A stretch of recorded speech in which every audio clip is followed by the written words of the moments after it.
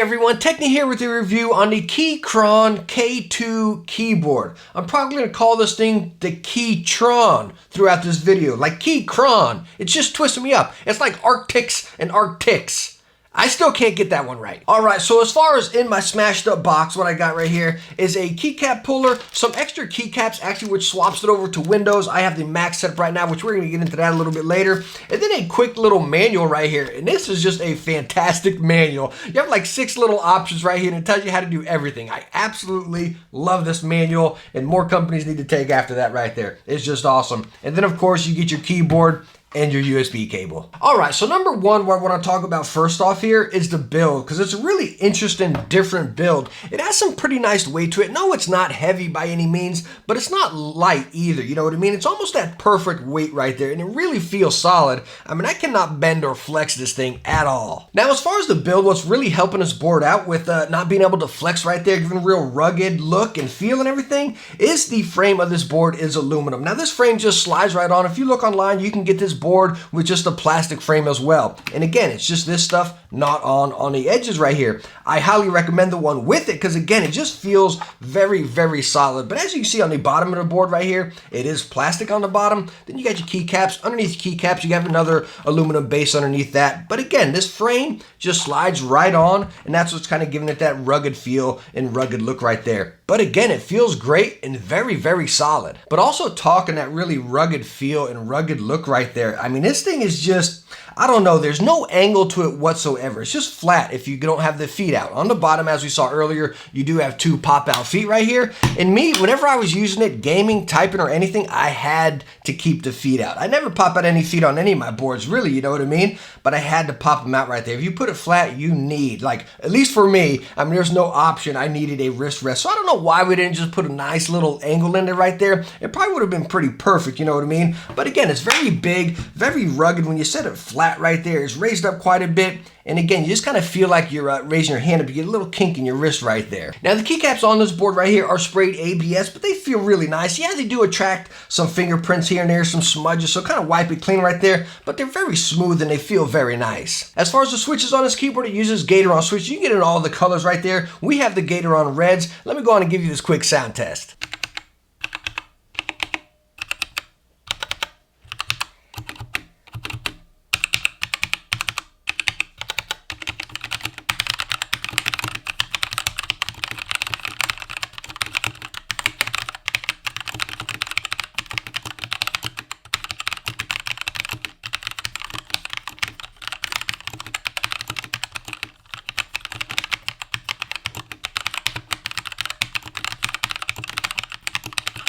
Alright, so as far as that sound test right there, I don't know if the camera could pick it up that well or the mic, whatever, you know what I mean? But you get a very slight ring in the background. It's nothing major, very, very faint and very quiet, you know? It's not a really high ting by any means. Again, just this really light bell ring throughout the background in there. Again, you got to listen really close for it on this board, but you do hear it. Now, getting to some of the juicy stuff here, what I really, really love about this board, and I have been using this board constantly on my Mac because I have loved it. Number one, we have our USB-C right here. And as you can see, it comes in at that angle right there, pops into the side of the keyboard right here. Now, that might be a pro or a con for some people as, bam, it's popping in on the left side of the keyboard right there. I want mine in the middle or on the right side, you know what I mean? Me personally, I love mine on the left side because it's always out of my way, right? My mouse is over here and everything. Keep it on the left side, bam, it's completely out of my way. I love it. Now, also down here by that USB, you have a couple really cool switches. You have Windows, Android, or then Mac iOS, and you just flip it over and it'll automatically switch that layout for whichever platform you are using. Right next to that over here, you got Bluetooth, then you have off, and then you have cable. It is so cool to have those features right in the board right there, rather than have to go through some crazy functions or software or adjust it within your PC. I absolutely love that, and that is the best thing I've seen on a keyboard in a while, and I hope every single keyboard does that, because I use a regular Windows PC for my gaming, but I do all my videos and work on my Mac, and I hate having to go into some software and adjust it or tweak a button here or there. It is so cool to be able to switch that, and that is so stinking awesome. Now, as far as the Bluetooth on this board right here, I don't really ever use my keyboards wireless, but I did test it out. Paired up fantastic. You can actually have 3 devices paired up at the same time with this guy, and bam, just switch through them right there with your function and then your Bluetooth button right up here, you know what I mean?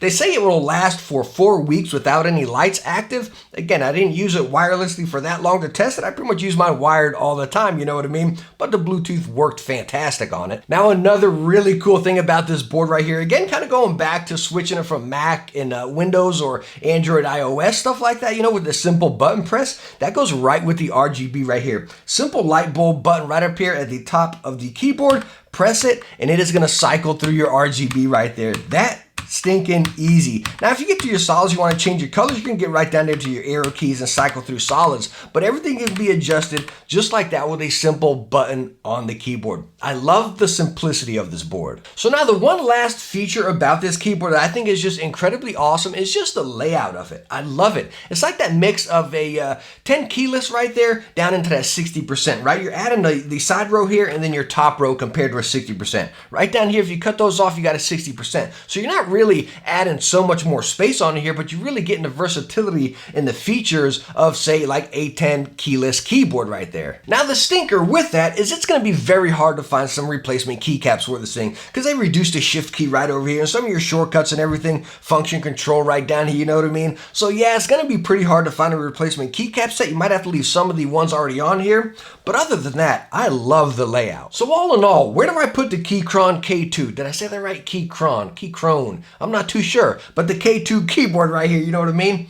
I really like it, and it has been sitting at my Mac since I had it here, and I love it. I really do. It's just so simple to use. The simplicity of it, I love. The build of it, I love. The one real negative about this board right here is just how whenever it sits right there, it's raised up so high. Again, I wish it dropped a little bit in the front and had that slight incline right there. I mean, I don't know if there's something in here, a battery or something, you know what I mean, that they had to make it that big and chunky right there. But again, I wish it just kind of sloped down and you had that automatic ergonomic right there rather than having to pop out the keys. Because honestly, even when you pop out the keys, pop out the feet, but honestly, when you pop out the feet right there, it's still quite bulky, you know what I mean? So if you use a wrist rest, I mean, just disregard everything I'm saying because you're going to be perfectly fine, but I don't use a wrist rest. So again, that's a downfall for me. But other than that one downfall right there, like I stated throughout the entire video, I think it's a fantastic buy and a really great keyboard. Very productive, friendly, and simple to use, which I love right there. Again, the versatility with this board is just awesome. The build is great, and you can get it in a variety of prices and features, like a white